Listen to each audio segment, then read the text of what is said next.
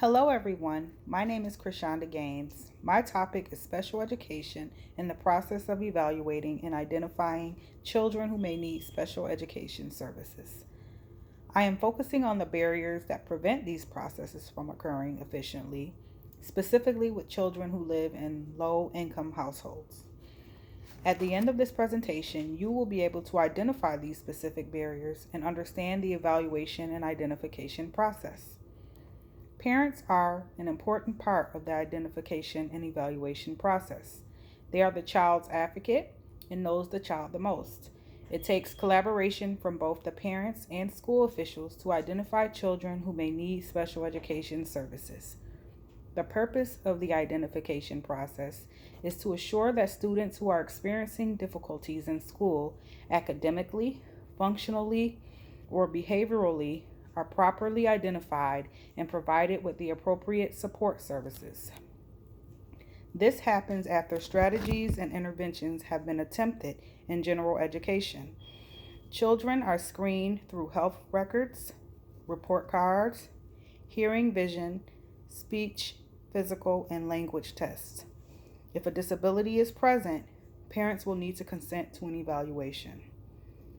To qualify as a student with a disability, the child must be of school age and meet the criteria of having any of the following physical or mental disabilities: autism, blindness, or visual impairment, deafness or hearing impairment, deaf blindness, orthopedic impairment, multiple disabilities, traumatic brain injury, mental retardation, other health impairment, emotional disturbance, specific learning disability, and speech and language impairment.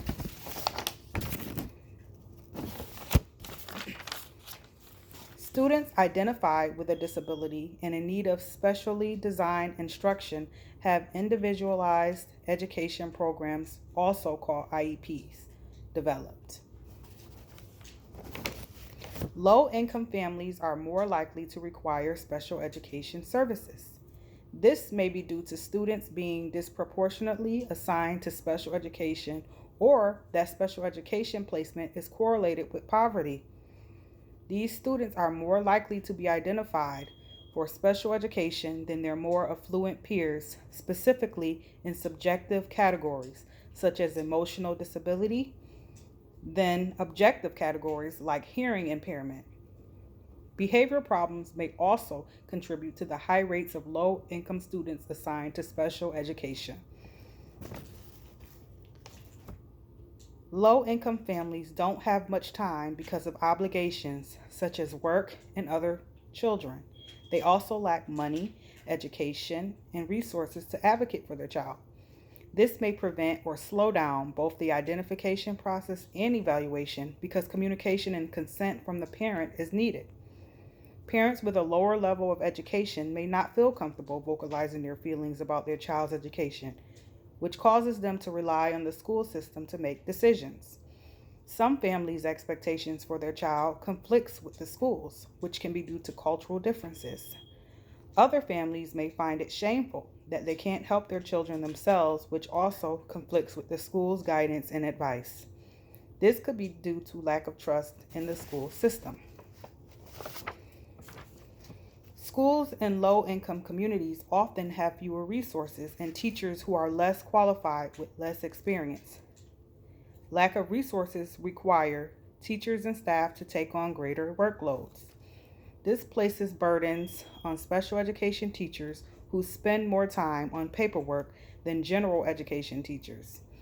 This may lead to them having less time dedicated to creating IEP programs or working with individual students to make sure their needs are met. To help prevent these barriers, school officials, like school counselors, could educate parents on the examples of accommodations and support that students with similar disabilities have. School counselors can also fill in for parents who are unable to attend meetings or advocate because of an education or language barrier. Counseling could also be provided to develop a stronger relationship with families. It is important for both families and the school to have open, honest communication so everyone is united in creating the best possible education plan for the child. Thank you.